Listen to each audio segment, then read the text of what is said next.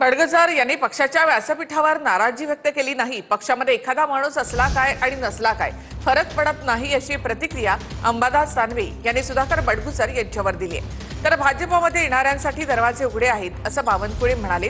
आरोप सिद्ध होईपर्यंत एखाद्याला गुन्हेगार ठरवू शकत नाही असंही त्यांनी म्हटलं आहे।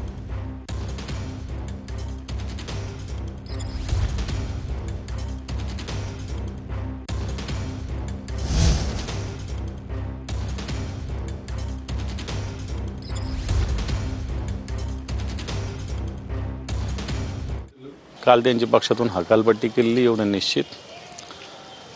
कारण पक्षात असताना ज्या पद्धतीनं ठीक आहे, पक्षात नाराजी व्यक्त करण्यासाठी निश्चित व्यासपीठ आहे सगळ्यांना। आमच्या दर आठवड्याला बैठका होत असतात, नेत्यांच्या उपनेत्यांच्या 15 दिवसाला होत असतात आणि त्या व्यासपीठावर सगळ्या विषयावर सांगोपांग चर्चा होत असते। म्हणून त्या व्यासपीठावर बोलल्यानंतर काही झालं नाही तर आपण समजू शकतो, पण तो त्या व्यासपीठावर न बोलता भलत्याच व्यासपीठावर बोललं तर मला असं वाटतं पक्ष शिस्तीनं चालत असतो। एखादा माणूस असला काय आणि नसला काय। भारतीय जनता पक्षामध्ये ज्याला यायचं आहे त्याला या पक्षाचे दरवाजे उघडे आहे। एखादे बडगुजर आहेत त्यांच्यावर वेगवेगळ्या स्वरूपाचे अलिगेशन झालेले होते। एखादा आरोप होणे ठीक आहे, अंतिम आरोप केव्हा सिद्ध होतो? जोपर्यंत